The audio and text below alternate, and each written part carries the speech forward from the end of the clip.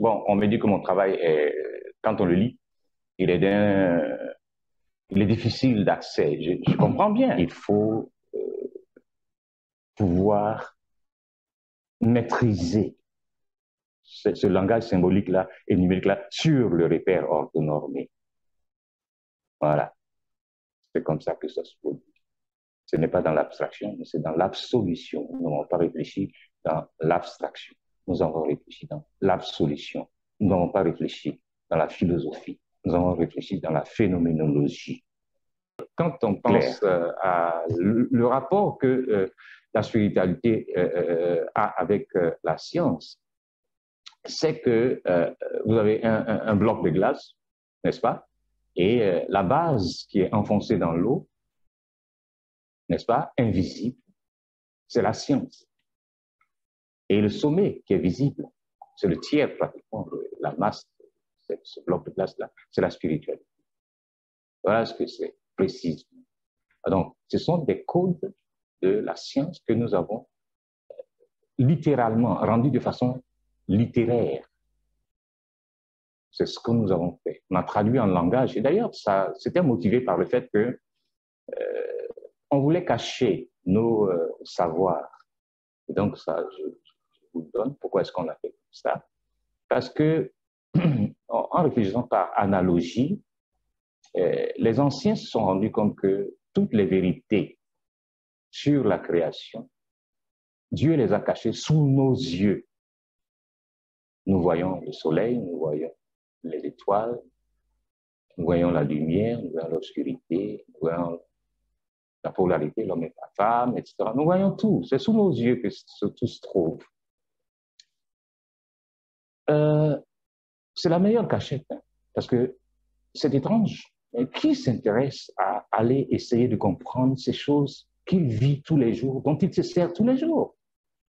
Donc forcément, on se dit quand même, Dieu n'est pas aussi bête que ça pour mettre son secret dans la lumière, qui est là sous mes yeux, dans l'obscurité qui est là sous mes yeux, dans l'eau qui est là sous mes yeux, etc., dans l'air qui est là autour de moi. Non, c'est pas. Il a certainement caché ça plus loin. Et on ne s'intéresse pas à ces phénomènes-là, ces épiphénomènes-là. Or, c'est là que tout se trouve en fait. En vérité, le codex n'utilise que ces éléments-là pour lire l'ensemble des lois de la création. Alors, par analogie, puisque nous connaissons la grande loi des cycles, tout ce qui vit finit par mourir un jour.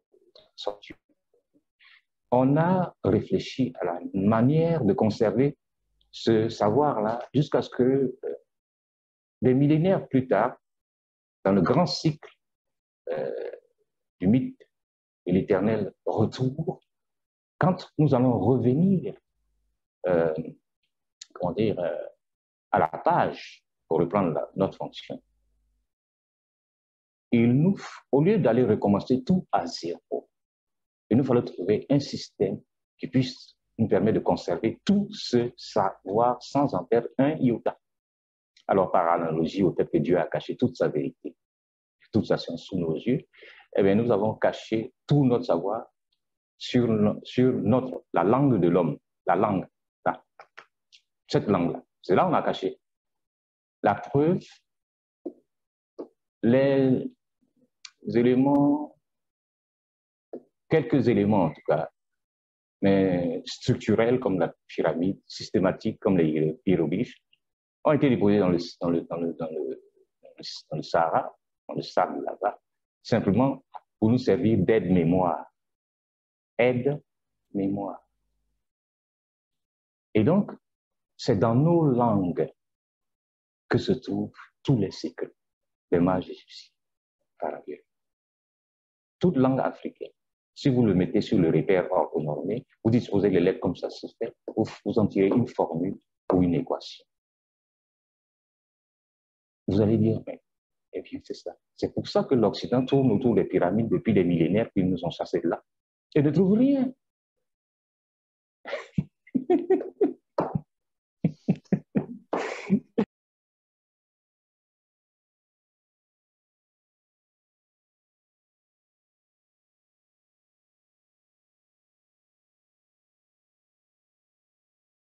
c'est pas 100% d'Africains qui sont allés à l'école du blanc, ni à l'école coranique. La grande masse vit toujours dans les villages. Ils prennent la peine d'aller au village, parler aux anciens, et vieux. Quand ils vous parlent la langue, c'est une langue soutenue, proverbiale. Ils alignent des proverbes sur des proverbes sur des proverbes. Ils ne parlent pas comme les langues que nous qui avons été à l'école du blanc là, et puis ça nous a dénaturé l'esprit. Et donc quand nous parlons nos langues maternelles, c'est très escamoté. Nous la parlons de manière tellement escamotée que quand on parle au village, les gens se moquent de nous. Parce que ça ressemble à rien, c'est même pas vraiment la langue comme eux ils l'entendent. Donc, ça peut se faire. 70% encore d'Africains sont dans leur village là-bas, ils n'ont pas affaire au français, ils n'ont pas affaire à l'anglais et tout ça. Ils se touchent un peu, c'est tout. Sinon, eux, ils vivent dans leur tradition. C'est nous qui sommes allés à l'école là, qui créons les problèmes pour l'Afrique. On est complètement déconnectés et malheureusement, c'est nous qui avons le pouvoir. Les hommes politiques, les hommes scientifiques, les théologiens. C'est l'école du blanc. Oui. Si je peux me permettre, effectivement, oui. Comme vous le dites à juste titre, c'est nous qui avons le pouvoir. C'est-à-dire que nous, les aliénés, qui avons le pouvoir. Alors, ceux qui sont dans les villages, villages, qui maîtrisent la langue, où se trouve donc le véritable savoir, enfin, qui contient le véritable savoir, mais comment justement va s'opérer cet élément qui va faire que ce sont ceux qui sont dans le village et qui maîtrisent la langue, que ce soit maintenant eux qui enseignent. Parce que le problème ici, c'est que c'est nous qui enseignons. Donc, et ceux qui sont dans le village, des fois même pensent que c'est nous qui avons la connaissance. C'est là que c'est vicieux. Ah oui, complètement. Complètement à l'envers. Donc, vous voyez, dans l'initiation, c'était les vieux du village qui enseignaient. Maintenant, dans l'instruction, c'est les jeunes qui enseignent. Et ils ne savent rien que ce que le blanc a blablaté.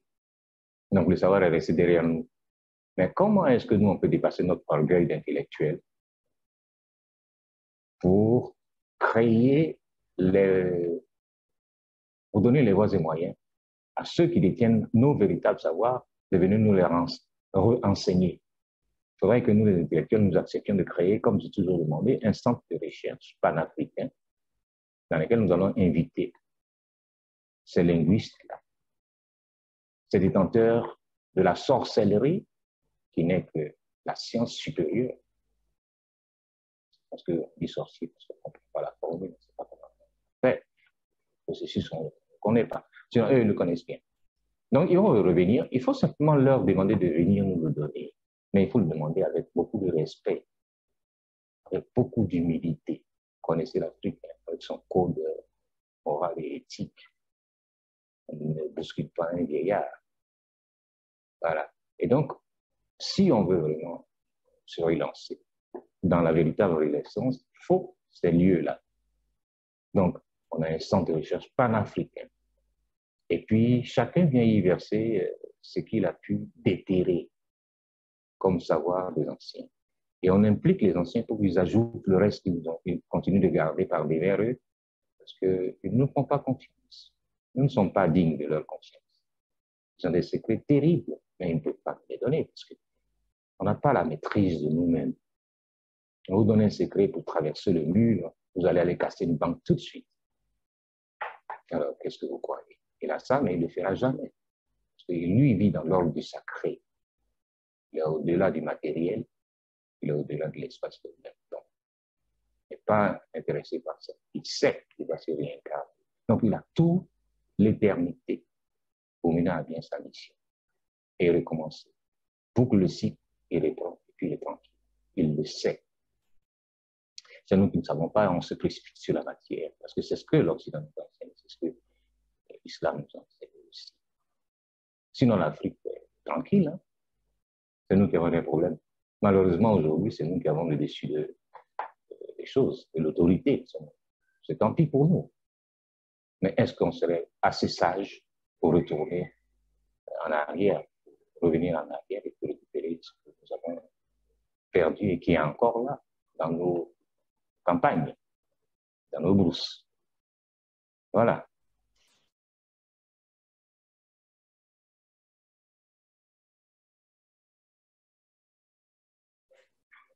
En Afrique, on veut faire que l'eau, c'est la vie. La prostituée de la femme. On est dans l'eau. Mais c'est pour vivre dans l'air. Nous sortons, nous sommes l'accouchement. Voilà, vivre dans l'air, mais nous sommes formés dans l'eau. Quand vous arrivez chez quelqu'un, on vous donne l'eau. C'est-à-dire la biosphère dans laquelle tout naît, tout être, quoi. Les astres naissent dans l'atmosphère. Les êtres naissent dans la biosphère, l'eau, pour vivre dans l'atmosphère. Et donc, on retrace votre démarche.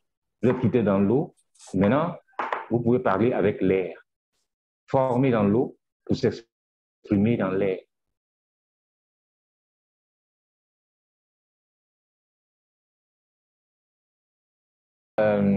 Merci à tout le monde là-bas. C'était un honneur de participer encore à cette rencontre sur le Codex.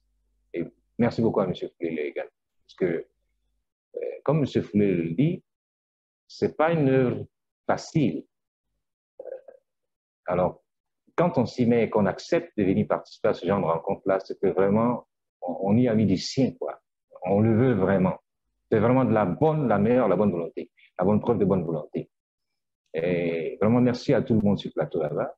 Et j'espère que j'ai pu au moins servir, j'ai pu au moins répondre à des questions qui préoccupent la plupart du temps les intellectuels africains. Et ils sont plus instruits que, on doit dire plutôt, les acculturés africains que nous sommes, pas intellectuels. Et j'espère que j'ai répondu à des questions quand même essentielles qui vont permettre de comprendre maintenant mon texte, le codex grammatical. On me dit que c'est un abord difficile, je le veux bien, je le comprends bien.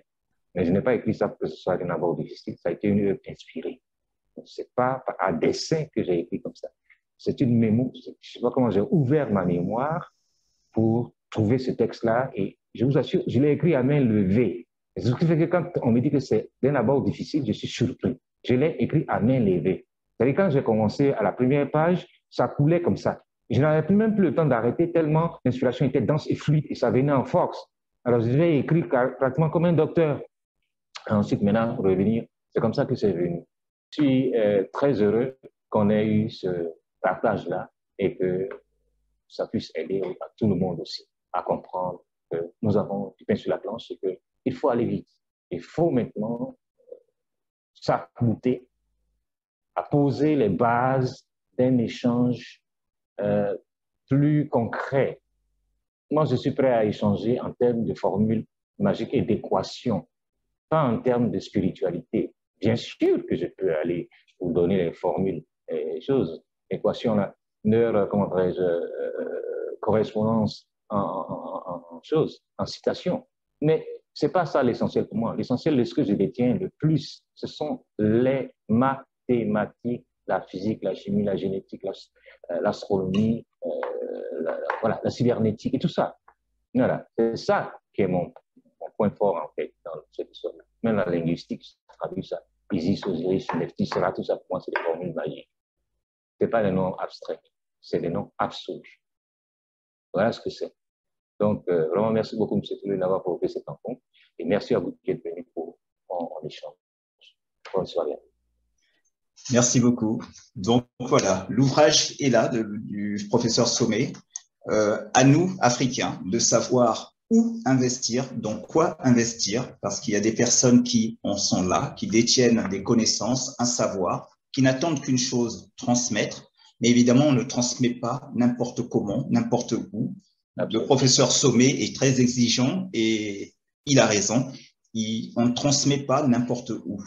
On est bien d'accord, on voit dans l'Égypte antique, on ne transmettait pas n'importe où. Pourquoi voulons-nous qu'aujourd'hui, nos élites transmettent n'importe où? Monsieur Sommet, je vous remercie une fois de plus pour votre disponibilité. Et à vous tous qui avez été présents, merci une fois de plus. Je vous souhaite une bonne soirée à tous et à très bientôt.